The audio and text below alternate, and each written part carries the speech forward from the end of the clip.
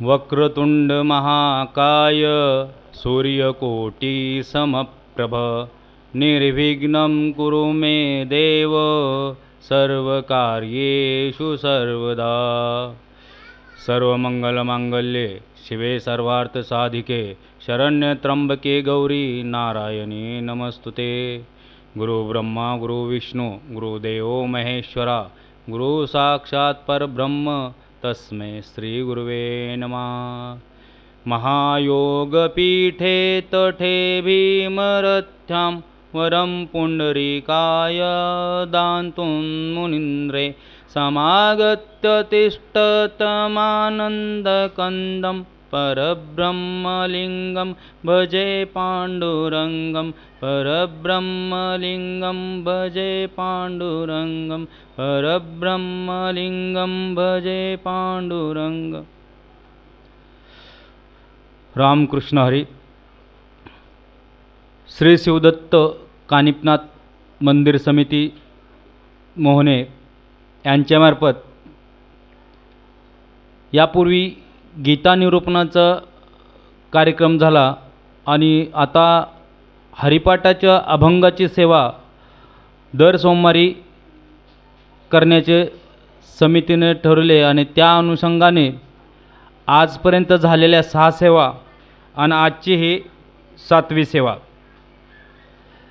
आजच्या या 7व्या सेवेमध्ये ज्ञानेश्वर माऊलींचा जो अभंग आहे तो असा: पर्वताप्रमाणे पातक करणे वज्रलेप होणे अभक्तासी नाही जासी भक्ती तो पतित अभक्त हरिसेन भजत दैवहत अनंत वाचाळ बरती बरळ त्या कैसे दयाळ पावे हरी ज्ञानदेवाप्रमाण आत्मा हा निधान सर्वा घटी पूर्ण एकनांदे। वारकर संप्रदायाचे नीव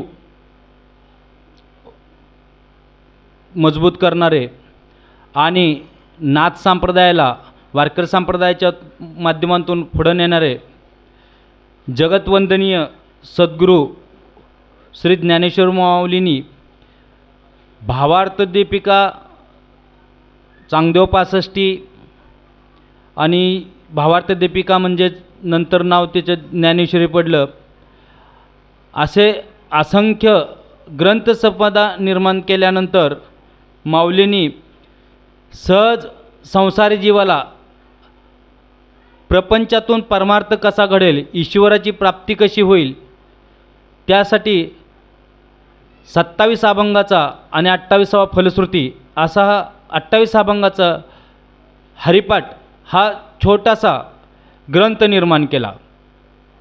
या ग्रंथामध्ये जे ज्ञान आहे ते घागर में सागर या पद्धतीने आहे। याचा अर्थ की हा छोटा जरी ग्रंथ असला तर ह्या छोट्याशा ग्रंथामध्ये वेद शास्त्र पुराण स्मृती यांचं सर्व जे ज्ञान आहे ते ज्ञान या हरिपाठाच्या माध्यमातून मांडले गेलं आणि ह्या सर्वांचं जे सार आहे ते म्हणजे नाम महात्म्य। ह्या सर्वांचं जे सार आहे ते म्हणजे भगवंताचं नाम आणि हे नाम का घ्यावं हे नाम घेतल्यानं काय होतं नामस्मरणाचा जो महिमा आहे तो महिमा हरिपाठाच्या माध्यमातून माऊलींनी गायला आणि तदनंतर या हरिपाठाला गेय म्हणजे गायनाचं स्वरूप आल्यानं वारकरी संप्रदायाची संध्या म्हणून सकाळ संध्याकाळ ह्या हरिपाठाचं भजन केलं जातं। आजच्या या सेवेमध्ये ज्ञानेश्वर माऊलींनी सर्वसामान्य जीवाला एक उपदेश केलेला आहे की पर्वताप्रमाणे पातक करणे वज्रलेप होणे अभक्तासी। आमच्या जीवनामध्ये असंख्य पर्वतप्राय म्हणजे पर्वतास समान ज्यांची उंची मापता येत नाही असे मोठमोठ्या राशी आमच्या पापांच्या आमच्या मस्तकावरती आहेत। अनंत पापराशी ह्या आमच्या मस्तकावरती असून आमच्या नावावरती लिहिल्या गेलेल्या आहेत आणि या पापराशीतला काहीसा भाग घेऊन जो मनुष्य देहात आलेला आहे आणि या मनुष्य देहात आल्यानंतर भगवंताचं भजन मनुष्य जन्मात घडावं हा जो मुख्य हेतू आहे, त्या मुख्य हेतूला जो विषयाच्या अनुषंगानं विस्मरण पावतो आणि विषयाच्या अनुषंगानं भगवंताला विस्मरण पावतो आणि विषयाचं स्मरण करत राहतो, याचा अर्थ जो पापकर्मच करत असतो. दोनच गोष्टी आहेत. भगवंताचं स्मरण करणं म्हणजे पुण्य आणि भगवंताचं विस्मरण होणं म्हणजे पाप. विषयाचं चिंतन ज्या वेळेला घडतं त्या वेळेला ते जीवाचं पापकर्मच राहतं आणि भगवंताचं स्मरण ज्या वेळेला घडतं त्यावेळेला जीवाचं ते पुण्यकर्म राहतं. म्हणून रिकामा अर्धघडी राहू नको म्हटले. रिकामा अर्धघडी राहू नको म्हणजे क्षणभरसुद्धा जीवानं काय करू नये, व्यर्थ वेळ घालवू नये. का? प्रपंचामध्ये उठल्यापासून झोपेपर्यंत जीव संसारामध्ये राहतो म्हणजे विषयाचं सुख घेणाऱ्या नातेवाईकामध्ये राहतो आणि विषयांचं सुख घेऊ इच्छिणाऱ्या सर्व नातेवाईकाच्या माध्यमातून ज्या वेळेला त्याला उठताच दर्शन होतं ते विषयी लोकांचंच होतं. विषयी पत्नी असेल, पती असेल, पुत्र असेल, आई वडील असतील किंवा बहीण भाऊ असतील, हे जे सर्व नातेसंबंध असतात हे कसे असतात? विषय सुखासाठी एकत्र आलेले जीव त्यांच्या ऋणानुबंधानुसार. मग आता विषय सुखासाठी जे जीव रात्रंदिवस धडपड करत आहेत आशांच्या घोळक्यामध्ये ज्या वेळेला साधक वृत्तीचा व्यक्ती किंवा जीव राहतो त्यावेळेला साहजिकच त्याचंसुद्धा काय होतं, विषयाचं चिंतन घडायला लागतं. शब्द, स्पर्श, रूप, रस, गंध हे जे पंचविषय आहेत, ह्या पंचविषयाचं कसं सुख भोगता येईल याच्यासाठी जीव उठल्यापासून झोपेपर्यंत आपल्या बुद्धीचा काय करत असतो, वापर करत असतो. म्हणून साहजिकच पापियांच्या संगे जीवाच्या हातून पापच घडत राहतं. मग अशा पापी लोकांमध्ये राहून जीवाचं आत्मकल्याण होईल हे ठामपणे सांगता येईल का? की संसारामध्ये भगवंताचं विस्मरण होणं हेच जर पाप असेल तर आपल्या कुटुंबामध्ये भगवंताचं स्मरण करणारे पुण्यात्मे किती आहेत याचंही चिंतन ज्याला भगवत प्राप्ती करायची आहे त्या साधकानं निश्चित करणं गरजेचं. की आम्हाला संसारामधून जन्ममृत्यूच्या फेऱ्यातून सुटायचं आहे. जो ज्या गोष्टीसाठी जन्माला आला तो मुख्य हेतू म्हणजे भगवंताचं भजन आणि आईच्या गर्भामध्ये 9 महिने 9 दिवस राहून भगवंताला ठाम वचन देऊन आला आहे की हे भगवंता, मला या गर्भवासाच्या यातनेमधून मुक्त कर. कशासाठी मुक्त कर? कारण तो नरकवास आहे. 5 मिनटं आपण टॉयलेट बाथरूममध्ये जर थांबलो आणि तर पाणी नाही मारलं तर जीवाला तिथं 5 मिनटंसुद्धा राहावत नाही आहे. थोडासा दुर्गंधीचा वास आला की नाकाला रुमाल लावतो. असा जीव 9 महिने 9 दिवस मलमूत्रानं वेष्टलेल्या पिशवीमध्ये मातेच्या गर्भामध्ये उलटा टांगलेला असतो. मग एक तासभर एखाद्या खोलीत जर कोंडलं 10 मिनटं 10 बाय 10च्या जीवाला तर तो अस्वस्थ होऊन बेचैन होऊन काय करतो, इतरांना दरवाजा उघडण्यासाठी हाका मारायला लागतो.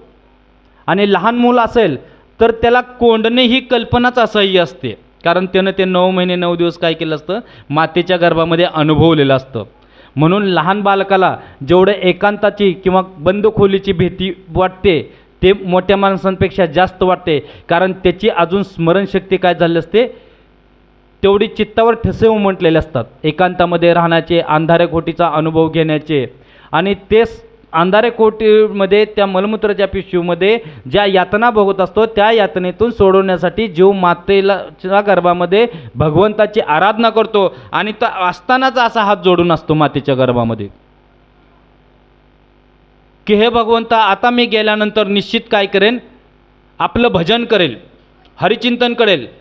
मागच्या अनेक जन्मामध्ये मी पत्नीसाठी, मुलासाठी किंवा या देहाला सुखसुविधा मिळावं म्हणून अनेक पापकर्म केले आणि ह्या पापांच्या राशीतून मुक्त होण्यासाठी फक्त मला तुझा आधार आहे, तुझ्या नामाचा आधार आहे आणि ते नाम घेतल्याशिवाय मी राहणार नाही, असं म्हणून भगवंत मातेच्या गर्भामध्ये 8व्या महिन्यात भगवंताला तो वचन देतो.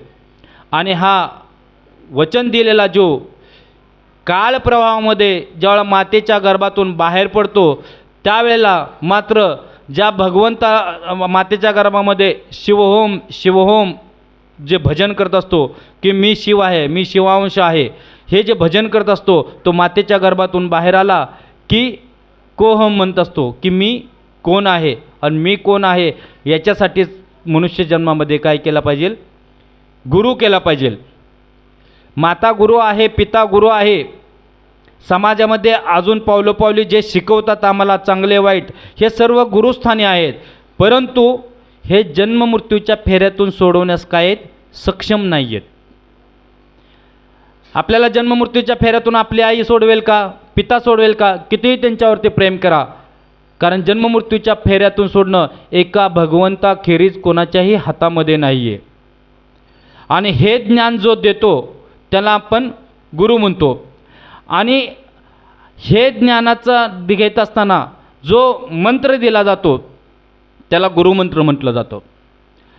आता याच्यामध्ये विषय असा आहे की अनेक जणांना नामस्मरण करावं हे माहिती आहे, पण नामानं होतं काय त्याचं स्वरूप माहिती नाही आहे. नामस्मरण म्हणजे काय, तर सृष्टीची उत्पत्ती स्थिती आणि लय करणाऱ्या परात्पर तत्वाचं स्मरण करणं, आठवण करणं, याचं नाव नामस्मरण. नामस्मरण का करावं, तर अनंत जन्माचा जीवाचा हा प्रवास चालू आहे. मातेच्या गर्भामध्ये राहणं, बाल्यावस्थेमध्ये येणं, तारुण्यावस्थेमध्ये येणं, म्हातारपणात येणं, आणि ह्या तिन्ही अवस्थामध्ये पराधीन आहे तो. लहानपणी जन्मताच त्याला किती जरी वाटलं की थोडंसं मोकळ्या हवेमध्ये राहावं, तर ती नर्स काय करते, त्याला त्या फडक्यामध्ये गुंडाळूनच ठेवते. आता आपल्याला तासभर चादरात गुंडाळून ठेवलं तर कसं होईल. भले चेहरा बाहेर असू देत, श्वास चालू देत, पण हातपाय बांधले गेल्यानंतर तासभर जी अवस्था होती ना, ते जन्मलेल्या मुलाला ते तासभर नाही आहे, तर ते दिवसभर तसंच ठेवलं जातं. ज्यावेळेला त्याला मलमूत्र करायचं आहे, त्या साफसफाई करायचं आहे, तेव्हाच वेगळं केलं जातं, अन्यथा त्याला बांधूनच ठेवलं जातं. म्हणजे तो स्वतंत्र आहे का संसारामध्ये सुख घेण्यासाठी? नाही, तो परतंत्र आहे. त्या नर्सवर डिपेंड आहे, आईवरती डिपेंड आहे, किंवा शुश्रूषा करणाऱ्या नातेवाईकावरती डिपेंड आहे. म्हणजे जो जीव स्वतंत्र नाही आहे त्या जीवाला पारतंत्र्यात राहिल्यानंतर दुःखच भोगावं लागतो. त्या जन्मावस्थेमधून थोडासा मोठा झाला की त्याला अन्न पाण्यासाठी मातेवरती तर मातापित्यावरती अवलंबून राहावंच लागतं, पण शाळा शिकण्यासाठी नाईलाजानं त्याला शाळेतही जावं लागतं. कोणाचं मूल आहे की बाबा शाळेत घातल्यानंतर ॲडमिशन घेतलं की ते स्वतःहून शाळेला जातं? त्याला घरीमध्ये बापानं दम द्यावा लागतो, आईनं दम द्यावा लागतो, त्याला 2 फटके द्यावे लागतात. तिथं नेऊन त्या मास्तरच्या किंवा मॅडमच्या सरांच्या ताब्यात दिलं की ते लोक सुरुवातीला प्रेमानं सांगण्याचा प्रयत्न करतात. बरं, ते लहानच जीव आहे, त्याला ते प्रेमानं समजतं का? नाही. मग त्याला दम द्यावा लागतो, ऐकत नसेल तर 2 फटके द्यावे लागतात. म्हणजे इथंही जीवाला सुख आहे का? नाही. ही अवस्था थोडी पुढे गेली तर खेळत असताना सुद्धा मनासारखं त्याला खेळता येत नाही आहे. 10 मिनटं गेले की आई तर हाक मारेल, वडील तर हाक मारेल, किंवा नातेवाईक तर हाक मारतील, चला अभ्यास करायला बस म्हणतील. म्हणजे इथेही त्याला स्वातंत्र्य नाही आहे. विषय सुख तारुण्यात घ्यावं म्हटलं तर त्याला स्वतः विषय सुखही घेता येत नाही आहे. विषय सुखासाठी वैवाहिक जीवन कसं आहे याचा अनुभव घेण्यासाठी त्याला पतीशी किंवा पत्नी, स्त्रीशी किंवा पुरुषाशी विवाह करावा लागतो. पिता होण्यासाठी किंवा माता होण्यासाठी त्यांना पराधीनतेच राहावं लागतं. बरं, हे होणं आपल्यात नाही आहे, त्याच्यासाठी दैवी कृपा असावी लागते. जो जन्मल्यापासून मरेपर्यंत स्वातंत्र्य नाही आहे तर परतंत्र आहे. त्याचं सुख सर्व काय आहे? पराधीन आहे. आणि ज्याचं सुख पराधीन आहे तो संसारामध्ये मरेपर्यंत, श्वास जाईपर्यंत त्याला शाश्वत सुख लाभत नाही आणि लाभणारच नाही. हे चिंतन केलं तर आपल्यालाही पटायला लागतं. की आत्तापर्यंत आम्ही ज्याला सुख म्हणतो ते सुख तर अनुभवलं नाही आहे, पण सुखाची लालसा मात्र शेवटच्या श्वासापर्यंत जात नाही. हे काय आहे, जीवाची तृष्णा आहे. आणि ही उत्तर आयुष्यामध्ये काय जाते, वाढत जाते. आणि ही वासना वाढत गेले की ह्याच वासनेच्या संस्कारानं आम्हाला पुन्हा जन्माला यावं लागतं. म्हणून वासनेच्या संगे जन्मा येणे लागे. आणि मग जन्माला जर आलोच आहोत तर यातून सुटण्याचा मार्ग काय, हे आम्हाला प्रवचनामधून, कीर्तनामधून, ग्रंथामधून, संत सज्जनाच्या पुरुषांच्या मुखातून हे ऐकावं लागतं. याच्यावरती जर चिंतन घडलं तर त्या जीवाचं पूर्व सुकृत जर मोठं असेल तर त्याला काय होतं, त्या सुकृतामुळं भगवंताचं भजन घडणं शक्य होतं. बहुत सुकृताची जोडी म्हणून विठ्ठल आवडी. असं सहजासहजी आठवेल का? नाही. सहजासहजी आठवलं असतं तर सर्वांनी भगवंताचं भजन केलं असतं. पर्वताप्रमाणे पातक करणे म्हणजे पर्वत पाय आमचे काय, ते पूर्वजन्माचे पापकर्म आहेत. वज्रलेप होणे अभक्ताशी म्हणजे लेप दिला जातो एखाद्या मूर्तीला आणि तो लेप जरी गळून पडला तर त्या लेपाचे संस्कार काय होतात, त्या मूर्तीवरती राहतात. तसे आमच्या चित्तावरती जे संस्कार आहेत ते संस्कार पापाचे काय राहतात, तसेच राहतात. बरं, ते संस्कार राहतील तर ते नुसते संस्कार राहत नाहीत, तर ते भोगून चुकवावे लागतात. म्हणून वज्रलेप होणे अभक्ताशी.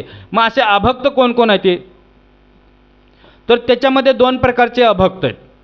एक पुण्य करून सुद्धा अभक्तच आहेत आणि दुसरे पाप करून सुद्धा अभक्तच आहेत. मग असे पुण्यकर्म करणारे अभक्त कोण आहेत, तर सुखाच्या लालसेनं जे जे पुण्यकर्म करतात ते सर्व अभक्त आहेत. ज्ञानेश्वर माऊली सांगतात, स्वर्गा पुण्यात्मके पापे येईजे आणि पापात्मके पापे नरका जाईजे. म्हणजे मातेजीने पाविजे ते शुद्ध पुण्य. म्हणजे शुद्ध पुण्य कोणतं आहे, तर ज्यानं भगवंताची प्राप्ती होती तेच शुद्ध पुण्य आहे. आणि ज्यानं संसारातलं सुख प्राप्त होतं ज्या पुण्यानं, ते पुण्यसुद्धा काय सांगितलं आहे, पापच आहे.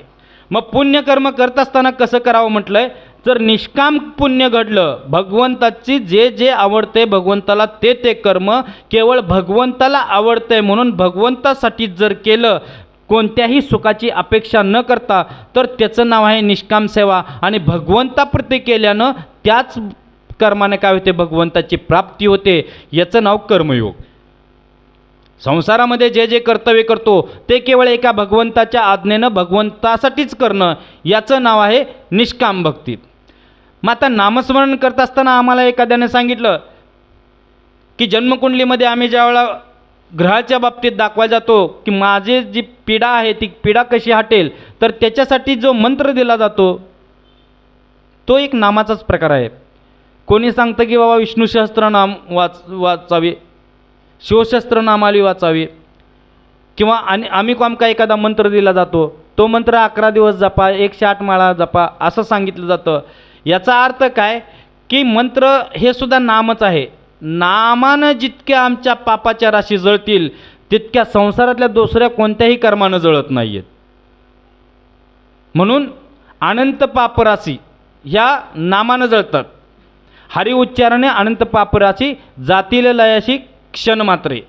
मग हरीचा उच्चार केल्यानं, भगवंताचं स्मरण केल्यानं काय होतं, जीवाचं पुण्य घडतं. हे त्रिकालबाधित सत्य आहे की एरवी आम्ही जरी समजा मंदिरात गेलो आणि देवाला दूध वाहिलं, दही वाहिलं, नारळ वाहिला, बेलपत्र वाहिलं, हे कर्म व्यर्थ जात नाहीत. या कर्मातून पुण्य घडतं आणि या पुण्याचं फळ म्हणून आम्हाला काय होतं, संसारामध्ये सुख प्राप्त होतं. एखादी व्यक्ती असेल की देवीला आवडते म्हणून तो नथ करेल, तुळजापूरला जाईल, देवीला नथ करेल, साडीचोळी करेल, किंवा अजून दागदागिने करेल, पांडुरंगाला जाईल, सोन्या चांदीचा करदोडा करेल, किंवा कानातल्या मासोळा करेल, मकरकुंडल करेल, तर ही त्याची भक्ती म्हणता येईल का? ही त्याची भक्ती नाही आहे. हे केल्यानं मला सुख लाभेल, ह्या एक त्याच्या पाठीमागचा काय भाव आहे.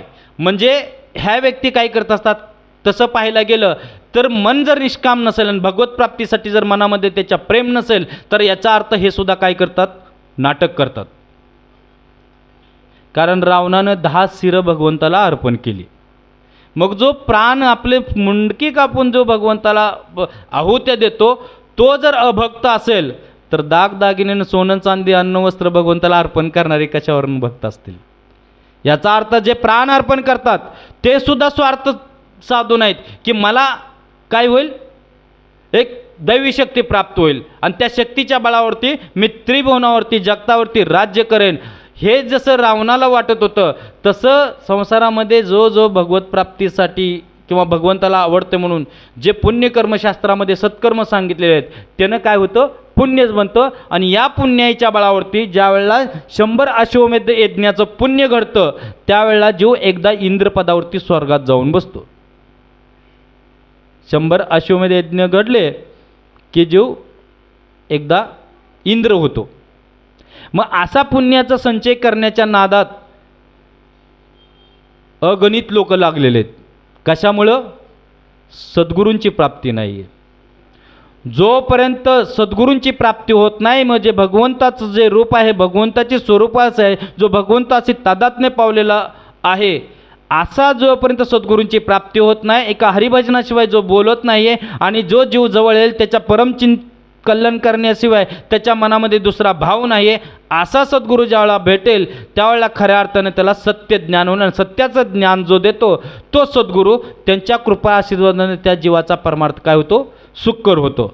बरं, गुरु केला म्हणजे तो आम्हाला जन्ममृत्यूच्या फेऱ्यातून सुटवेल का? ज्ञानेश्वर माऊली म्हणतात की आम्ही 4000 कल्प निष्काम सेवा केली तेव्हा निवृत्तीनाथांसारखे सद्गुरू लाभले.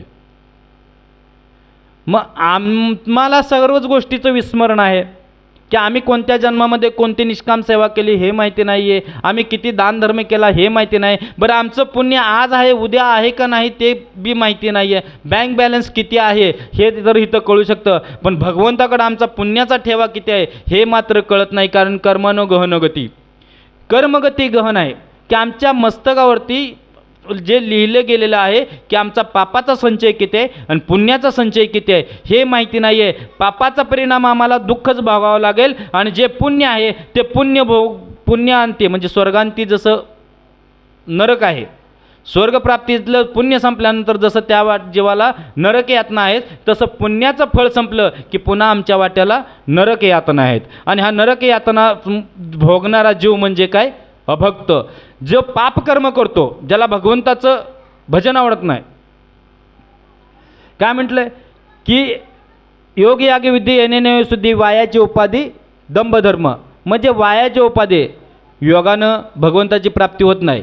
यज्ञ केल्यानं आम्ही जे सत्कर्म करतोय त्या सत्कर्माचं फळ मिळेल हे नक्की नाही. कारण रामदास स्वामी म्हणतात की घडे कर्म तेही पुण्य हाती पडेना, की जे आमच्या हातून जे सत्कर्म घडते त्याचंही पुण्य हाती पडत नाही. कारण सत्कर्मासाठी यज्ञकर्मासाठी सांगितलेल्या ज्या विधी आहेत त्या यथा सांगते कर्म घडेना, घडे पुण्य ते कर्म हाती पडेना. म्हणजे आम्ही जे विधी करतो, पूजा करतो, आरती करतो, आम्ही आरती केल्यानंतर पूजा केल्यानंतर ती भगवंताची पूर्ण पूजा झाली हे सांगणारं सुद्धा आता घरामध्ये कोणी राहिलेलं नाही आहे. कारण भगवंताच्या पूजेसाठी किमान 5 ते 6 वस्तू घरामध्ये असावे लागतात. गंध असावा लागेल, पुष्प असावं लागेल, धूप असावं लागेल, जल असावे लागेल, आरती करावी लागेल. आणि ह्या 5 गोष्टी ज्याच्या घरामध्ये नित्यकर्म केले जातात ते मात्र सत्कर्मी आहेत. मग बाकीचे जीव आई पूजा कर म्हणते तर पतीला पत्नी पूजा कर म्हणते तर पती पुत्राला कर म्हणतो, पुत्र मला वेळ नाही म्हणतो तर तो पुन्हा आईकडे पूजा येते. मग आई संसारातल्या सगळे कर्म करते आणि शेवटी जशी घडेल तशी पूजा करते. ही भगवंताची पूजा आहे का? हे भगवंताचं भजन आहे का? नाही.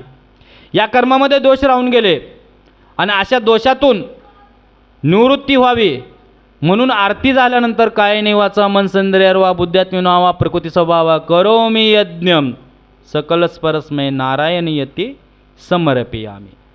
याचा अर्थ आमच्या हातनं काया वाचा मनानं जी सेवा घडलेली आहे ती भगवंता आपल्या चरणी अर्पण हो असं म्हटल्यानं त्यात राहिलेल्या दोषाचं पाप आम्हाला लागत नाही. पण तिथं घडलेल्या पुण्याची फलप्राप्ती भगवंत आरती आणि ते प्रार्थनेसह शरण आला म्हणून त्याला त्याचं फल प्राप्त होतं. याचा अर्थ शरणागत भक्तांची पूजा ही सफल राहते, मग त्यानं कशाही पद्धतीने करो. आणि भावशुद्ध असलेल्या जीवाची शरणागत काय होते, मनबुद्धी राहते, एरवी ती राहत नाही. म्हणून कोणतेही यज्ञ कर्म केले, कोणतेही सत्कर्म केले की तो ब्राह्मण आपल्याकडनं जे शेवटी मंत्र म्हणून घेतो ना, त्याच्यामध्ये काय म्हटले, समर्पयामी. आम्ही जे काय केले ते कर्म आणि त्याचं फल हे भगवंता आपल्या चरणी अर्पण हो. म्हणजे भगवान श्रीकृष्ण गीतेमध्ये अर्जुनाला सांगतात की अर्जुना, जो माझ्यासाठी माझ्या प्राप्तीसाठी जे जे कर्म करतो त्या कर्मानंच माझी त्याला काय होती, प्राप्ती होती. बरं, कर्म संसारामध्ये आपल्या हातून शुद्ध घडत नाही आहे. जीव सात्विक राजस तामस 3 प्रकारचे कर्म करतो. अभक्त म्हटलंय की पुण्यकर्म करता करता त्या जीवाच्या हातनं पापकर्म घडतात. आणि असा पुण्यकर्माला जो करणारा जीव अहंकारानं ज्यावेळेला स्वर्गलोकी जातो त्यावेळेला पुण्याचा क्षय होऊन पुन्हा मृत्यूलोकी होतो, त्यालाही अभक्तच म्हटलेलं आहे. भगवंताची प्राप्ती जो त्याच जन्मामध्ये करून घेतो अशा जीवाला भक्त म्हटलेलं आहे. छाती ठोकपणे कोणी ऐकणारा किंवा गादीवर बसून सांगणारा म्हणू शकत नाही की ह्याच जन्मात मी भगवंताचा भक्त नक्की होईल. का? कारण ते म्हणण्यासाठी ज्याच्याजवळ वेळ नाही आहे ना, तो मात्र ह्याच जन्मात मुक्त होईल. कारण भगवंताचं भजन करणारापाशी वेळ नाही आहे, आणि असा वेळ ज्याच्यापाशी नाही आहे तो मात्र भगवंताची प्राप्ती करेल. आणि ह्याच्यावरती चर्चा करण्यासाठी ज्याच्यापाशी वेळ आहे तो मात्र भगवंताचं प्राप्ती करू शकणार नाही. कारण अभंगाचं दुसरं चरण काय सांगतं, पर्वताप्रमाणे पातक करणं वज्रले पोहणं अभक्ताशी, नाही ज्याची भक्ती तो पतित अभक्त. तो पतित आहे ज्याच्या मनामध्ये भगवंताबद्दल निष्काम प्रेम नाही, निष्काम भावना नाही, आणि सगुण परमात्म्याबद्दल प्रेम नाही आहे. अनंत वाचाळ बरती बरळ म्हटले, त्या कसं आहे दयाळ पाव्यारे. अनंत वाचाळ कोण बरळतं, तर सगुण परमात्मा आहे, निर्गुण परमात्मा आहे, महादेव आहे, शंकर आहे.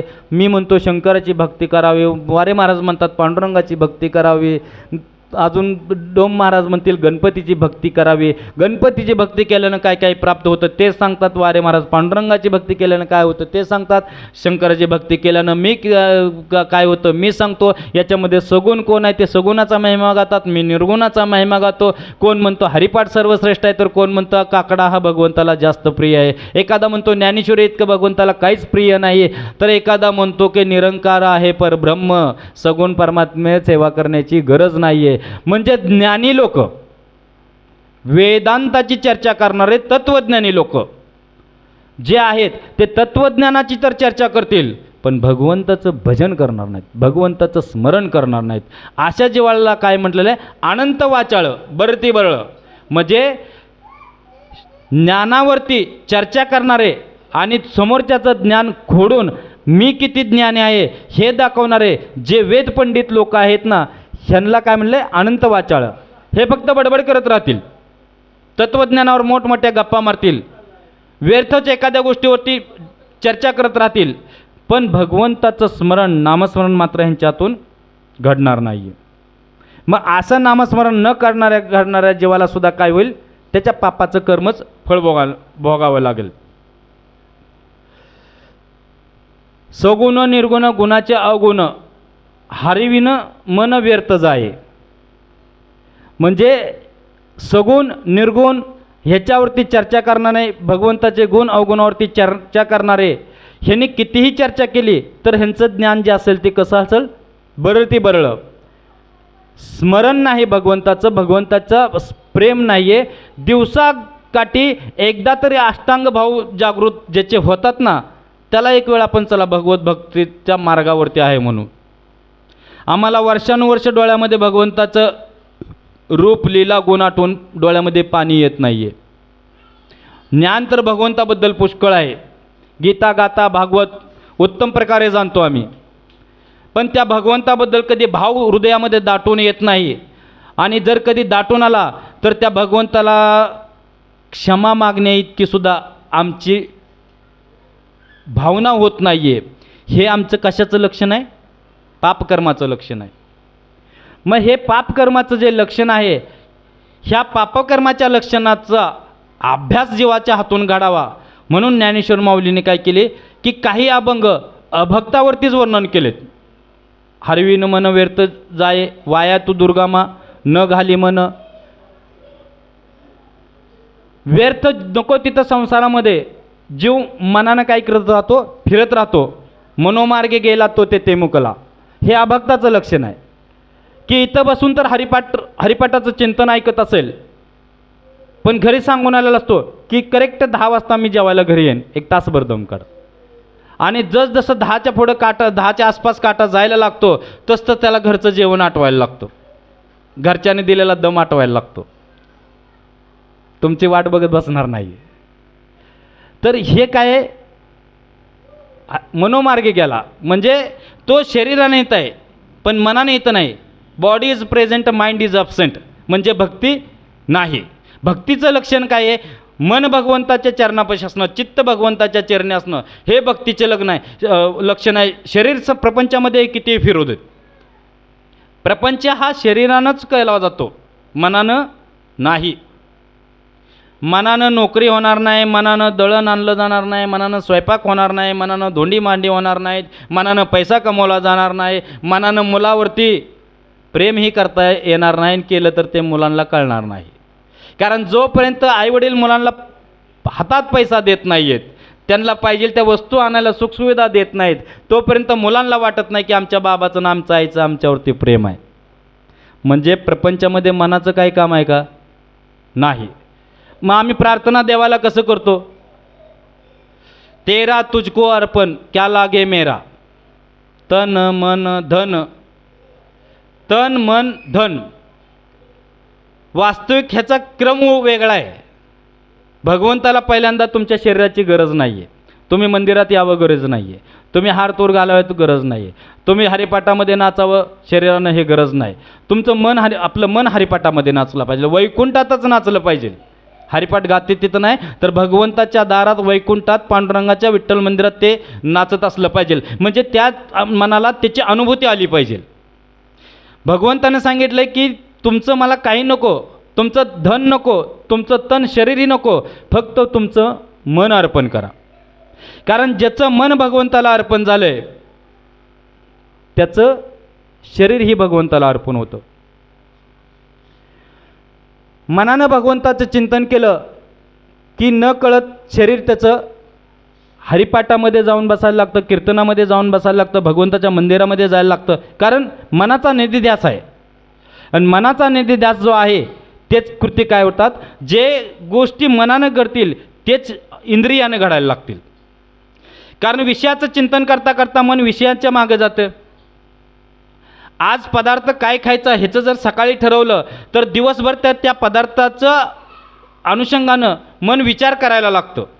मग शरीर भले दिवसात चार वेळा मंदिरात जाऊ दे, कारण रात्रीचा प्रोग्राम ठरलेला आहे, पार्टी ठरलेली आहे की आज भोजनासाठी पनीर भाजी करायची. पनीर भाजी करायची त्यावेळेला त्याच्या कशामुळे हे चाललेलं असतं? खाण्याचा विषय नाही, हा जिभेचा विषय आहे. त्या विषयाच्या अनुषंगानं त्याचं चिंतन घडतं आणि विषयाच्या अनुषंगानं चिंतन घडलं की न कळत मग त्याला तो डेअरीमध्ये जाईलच, पनीर आणेलच.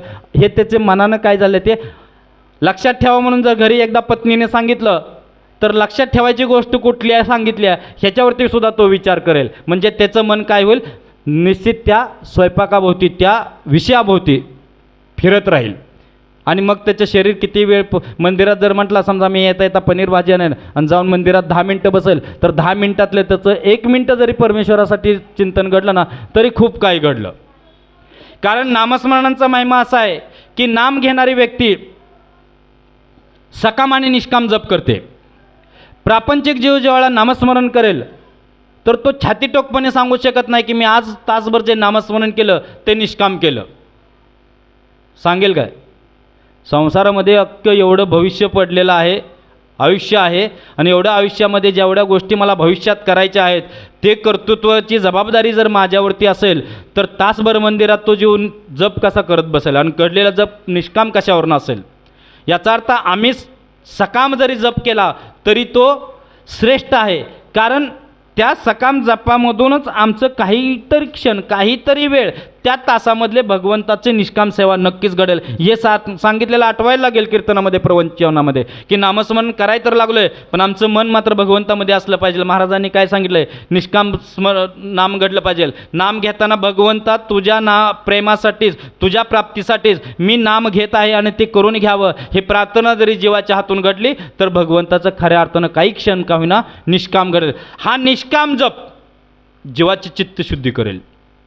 भगवान श्रीकृष्ण गीतेमध्ये अर्जुनाला सांगतात की ज्याचं चित्त शुद्ध आहे त्याच्या हातून निष्काम कर्म किंवा ज्याच्या हातून निष्काम सेवा घडते त्याची चित्तशुद्धी होते. आणि अशा शुद्ध चित्ताच्या हृदयामध्ये किंवा व्यक्तीमध्ये माझं काय होतं असं नसतं. याचा अर्थ चित्ताची शुद्धी केवळ नामस्मरण होते, कशानेही होणार नाही. कारण आमच्या चित्तामध्ये अनंत जन्माचे पापाचे संस्कार असतात आणि जे पापाचे संस्कार असतात त्याच्यावरती आमची विचारशक्ती अवलंबून असते. आम्हाला जे स्फुरण पावतो ना, विचार म्हणजे काय? विचार पावण्याच्या आधी एक अंकुर जमिनीमध्ये बीज गाडला तर तो बीज गाडलेला असताना तो जमिनीच्या वरती तोंड काढण्यापूर्वी आत काय झालेलं असतो त्याची तयारी झालेली असते. त्याचं नाव आहे स्फुरण. आम्ही एखादा विचार करावा याच्या आधी आमच्या मनामध्ये तो भाव प्रकट झालेला असतो आणि त्या भावावरती काय होतं ते जे चिंतन चालू होतं त्याचं नाव विचार. आणि या विचाराच्या अनुषंगानं काय होतं? जो कृती करतो, कर्म करतो आणि त्या कर्माच्या अनुषंगानं काय होतो? पापात्मक पुण्यात्मक कर्म करतो आणि त्याच्या अनुषंगानं तो सुखदुःख भोगायला लागतो. मग असे पर्वतपाय प्राप्त कर्म आहेत. त्या पर्वतपाय प्राप्त कर्माच्या राशी जर जाळायचे असतील तर त्या नामाशिवाय जळणार नाहीत. नाम का घ्यावं? नाम याच्यासाठीच घ्यावं कारण नाम जन्ममृत्यूच्या फेऱ्यातून सोडवते. आणि नाम जन्ममृत्यूच्या फेऱ्यातून सोडवत असताना जितक्या अडचणी येतात, जितके पापकर्म आडवे येतात, त्या सर्व पापकर्माच्या छातीवरती डोक्यावरती नाचण्याचं सामर्थ्य फक्त नामामध्ये आहे, एरवी कोणत्याही सत्कर्मामध्ये नाही आहे. म्हणून नाम घेतल्याशिवाय राहू नये म्हटले. धन्य देव धन्य धन्य तो संसारी जो राम नाम उच्चारे. भगवंताचं भजन करत असताना, संसार करत असताना भगवंताचं जो स्मरण करतो तो निश्चित वंदनीय आहे. का? कारण संसारामध्ये विषयाच्या संबंधित असणारे सगळे कर्तव्य आमच्यावरती अवलंबून असतात, सगळ्या जबाबदाऱ्या आमच्यावर अवलंबून असतात. सर्वांचे विषय सुख आम्हालाच द्यावे लागतात. पत्नीसाठी काय हवं नको, मुलांसाठी काय हवं नको, स्वतःसाठी काय हवं नको, आईवडिलांना काय हवं नको, ह्यांना काय पाहिजे ते देणं म्हणजे काय करणं नेमकं? तर त्यांना आवडणारे विषय पुरवणं. म्हणजे एक तर स्वतःचे विषय भागवणं आणि जे नातेवाईक आहेत त्या लोकांचे विषय भागवणं. याच्या व्यतिरिक्त संसारामध्ये आमच्यावर दुसरी जबाबदारी नाही. बरं, या जबाबदाऱ्या आम्हाला शरीरानं पार पाडता येतात. म्हणून भगवान श्रीकृष्ण सांगतात की सर्वप्रथम मन मला अर्पण कर. म्हणजे ते भाव असा ठेव की ज्या आईवडिलांची सेवा करतोय त्यांच्यामध्ये मीच आहे, नव्हे नव्हे तो मीच आहे. ज्या पतीसाठी मी संसार करतोय तो पती परमेश्वरच आहे आणि परमेश्वराचंच स्वरूप आहे. त्याच्या हृदयामध्ये परमेश्वर आहे ही एक धारणा आहे आणि तो पूर्ण जसा आहे तसा परमेश्वर आहे ही दुसरी पक्की धारणा आहे. दोन भाव आहेत. एक आईवडिलांमध्ये भगवंत आहे मानणं आणि दुसरं आईवडीलच भगवंत आहेत हे मानणं. ह्या दोन्हीमधली श्रेष्ठ भावना कोणती आहे? आई वडील हे भगवंतच आहे ही श्रेष्ठ भावना आहे. पती हा परमेश्वरच आहे ही श्रेष्ठ भावना आहे. गुरु हा परमेश्वरच आहे ही श्रेष्ठ भावना आहे. गुरुपेक्षा गुरुभाव तारक आहे. काय म्हटले? आई वडील नसतील परमेश्वर, परमेश्वरच स्वरूप नसतील, पण माझा भाव आहे ना, जसा भाव आहे तसा देव आहे. माझे आई वडील हे परमेश्वराचंच स्वरूप आहे. हा जो भाव आहे ना, हा भावच आहे जो श्रेष्ठ आहे, भगवंताची प्राप्ती करून देईल. पतीमध्ये परमेश्वर आहे, ह्याच्यापेक्षा पती हाच परमेश्वर आहे, हा भावच श्रेष्ठ आहे. गुरु हा परमात्म्याचं स्वरूप आहे. गुरु ब्रह्मा गुरु विष्णू गुरुदेव महेश्वरा, गुरु साक्षात परब्रह्म. गुरु साक्षात परब्रह्म आहे म्हटलंय. मग ते जसे आहेत तसे ते परमेश्वराचं स्वरूप आहे. ही जी भावना आहे ही श्रेष्ठ भाव आहे. मग आता कलियुगामध्ये गुरुला जर समजा परमेश्वर मानलं तर कलियुगामध्ये गडबड होण्याच्या शक्यता असतात. कारण बरेचसे गुरु काय म्हणतात, ह्या ज्ञानाचा उपयोग करत असतात, वास्तविक त्यांना माहितीही नसलेलं की आम्ही फसलो आणि माझे शिष्यही फसणार. का? कारण नेमकं ह्याच्यामधलं जे गमक आहे गुरुमालिकेतलं ज्ञान नसल्यामुळं त्याच्यामध्ये त्या ज्ञानाची काय झाली असती, पेरणी झालेली नसते. आम्ही जे ज्ञान ऐकतो समाजामध्ये त्याचे दोन अर्थ निघतात आणि नेमके बुद्धिवादी काय करतात, नको ते अर्थ करतात. काय म्हटलं शास्त्र काय सांगतं, भगवान शंकर माता पार्वतीला सांगतात की गुरुला सर्व समर्पण करावं, इथपर्यंत तुमचं मलमूत्र हे तुमचं आहे ही भावना ठेवू नका, कारण ते माझं म्हणाल तर पुन्हा ममत्व जागेल आणि जर ममत्व जागले तर ते तुमच्या काय होईल, कर्मबंधनाचं कारण बनेल. इथपर्यंत सांगितलंय की सर्व समर्पण करत असताना स्वतःची स्त्रीसुद्धा गुरूंना समर्पण करावं. आता हे भगवान शंकरांनी सांगितलेलं आहे. हे जर समजा तुम्ही पाखंडी गुरूंना वाचलं तर हे पाखंडी गुरूंनी जर हे ज्ञान बिंबवलं की गुरु हे परमात्म्याचं स्वरूप आहे आणि सामान्य भोळ्या बाबड्याची जर तशी भावना झाली तर कलियुगामध्ये तो गुरु जेलमध्ये गेल्याशिवाय राहणार नाही आणि तो शिष्य फसल्याशिवाय राहणार नाही. म्हणून कलियुगामध्ये जो गुरु सांगत आहे त्या सांगतोय त्याचा नक्की शास्त्रामध्ये आधार काय आहे हे मात्र त्याला विचारलं पाहिजे. बरं, आधार त्यानं दाखवला की हे गुरुगीतेमध्ये स्कंद पुराणामध्ये सांगितलेलं आहे, मग हे सांगितलेलं आहे तर ह्याचा नक्की विवेक काय, विवेक काय सांगतो की खोटं बोलू नये हे सांगितलं की शास्त्र सांगतं की खोटं बोलू नये. आणि एखादा कसाही मागं लागला आणि गाई समोर जात असेल आणि जर विचारलं की त्या खटकानं आपल्याला ती गाय इथून गेली पाहिली का, तर काय सांगणार, शास्त्र सांगतंय खरं बोलावं, इथं गाय गेली म्हणून सांगणार, गाईला पकडून दिल्याचं पाप लागेल. विवेक पाहिजे आणि विवेक हा सत्संगाशिवाय कीर्तन प्रवचन ऐकल्याशिवाय जागृत होत नाही. बिन सत्संग विवेक न होई, रामकृपाबन सुलभ न सोयी. हे प्रभू रामचंद्राच्या कृपेशिवाय सत्संगसुद्धा प्राप्त होत नाही. म्हणून ज्यांना सत्संग प्राप्त होतो हे अनंत जन्माचे काय असतात, पुण्यात्मे असतात. अनंत जन्माचा संचय आहे, पुण्य आहे. म्हणून तर भगवंताच्या नामाविषयी ऐकतो. नामस्मरण करावं ऐकणं वेगळं आणि नामाचा महिमा ऐकणं वेगळं. पाठ असणं वेगळं आणि हरिपाठाचं तात्विक रहस्य जाणणं वेगळं. हरिपाठ करणाऱ्यापेक्षा हरिपाठाचे तात्विक रहस्य जे जाणतात आणि भगवंताचं जे चिंतन करतात त्यांची मोठी भक्ती असते. कारण हरिपाठाची संध्या 2 वेळ सांगितली, सकाळी आणि संध्याकाळी. सकाळ संध्याकाळी हरिपाठ म्हणणारा जीव दिवसभर काय कर्म करतो हे त्यालाही कळत नाही आणि त्याचं इतर लोक जे पाहतात ते गडबडून जातात. 2 वेळ हरिपाठ करतो ना असा का वागतो, असा का वागतो, कारण बुद्धीमध्ये त्या हरिपाठानं ठाण मांडलेलं नसतं, चित्तामध्ये भगवंताचं नाम रुजलेलं नसतं आणि त्याच्यामुळे तो असा वागतो. जीव 16 ओळं गाठला आणि मंदिरात बसला आणि सकाळी तासभर पूजा केली, याचा अर्थ तो दिवसभर ब्राह्मण असेल काय, तो तासभरच ब्राह्मण आहे. एका तासानं काय करतो, जर भगवंताचं शंकराचं स्मरण करत असेल तर अखंड भक्त भगवंताचा, आणि जर स्मरण करत नसेल आणि प्रपंचात जाऊन जर आपले उद्योग जर करत असेल त्याचा दारूचा व्यवसाय असू शकतो ना, त्याचा अन्नधान्याचाही व्यवसाय असू शकतो. बरं, ते व्यवसाय त्याला फसवल्याशिवाय चालत नाहीत. ज्वारीचं अन्न किराणा दुकानं जरी मांडलं ना तर ते किराणा दुकान चालवत असताना किराणा दुकानदार भले शाकाहारी विकतोय, भले लोकांना गरजेच्या वस्तू विकतोय, पण त्याचं पापकर्म बंद आहे का, कारण त्याच्यामध्ये नफा किती मिळवावा हे त्यानं ठरवलेलं आहे. शास्त्रानं काय सांगितलं हे त्याला कधी कळणार, की शास्त्रानं सांगितले की एखादी वस्तू विकत असताना त्याचा नफा कितपर्यंत मिळवावा, किती टक्क्यामध्ये मिळवावा आणि मिळवल्यानंतर जे उत्पन्न आहे त्याच्या किती टक्के दान धर्मकार्यात खर्च करावं हे शास्त्रानं सांगितलेलं आहे. पण व्यवहारामध्ये जर मार्केटमध्ये गेलं तर 3 दुकानदारापाशी गेलं तर तिघांचे रेट वेगळे आहेत. कोणाचे स्वार्थापोटी आहेत तर कोणाला गरज नाही आहे म्हणून, कोणाची परिस्थिती गरीब आहे म्हणून तो जसा पाहतो तसा देतो. मग हे जे व्यवहार आहेत ह्या व्यवहारामध्ये जे दोष घडतात, जे पापकर्म घडतात, ह्या पापकर्माचं जाळणार कसे, म्हणून अखंड चिंतन विठोबाचे म्हटलंय. प्रपंचामध्ये अखंड भगवंताचे करावं म्हटलं. कारण संसारामध्ये ज्ञानाची कमी नाही आहे. वेदांचं पुराणांचं ज्ञान असणारे खूप लोक आहेत. तात्विक कीर्तन प्रवचन करण्याचं सुद्धा ज्ञान खूप लोकांना आहे, पण सारासार विवेक बुद्धी आहे. ती विवेक बुद्धी जर मजबूत असेल तर कीर्तन प्रवचनकार 1 वर्षामध्ये महात्मा बनेल. कारण तो एकदा सांगितलेलं कीर्तन आणि प्रवचन हा जगण्याचा प्रयत्न करत असेल तर तो भगवंताचा काय असेल, साधक भक्त असेल. असे अनेक वर्ष गेले त्याचे निष्काम सेवा करता करता, भगवंताचा धर्माचा प्रचार करता करता, कार्य करता करता, भगवंताचं गुण गाता गाता त्याच्या पापाची काय होईल, निवृत्ती होईल, त्याची चित्त शुद्ध होईल आणि भगवंताचं स्मरण करेल. आज नाही उद्या, ह्या वर्षी नाही पुढल्या वर्षी, ह्या जन्मात नाही पुढल्या वर्षी, अनंत जन्माचा प्रवास चालू आहे आपला. भ्यायचं कारण नाही. आज मेलो म्हणून आपलं जीवन संपत नाही.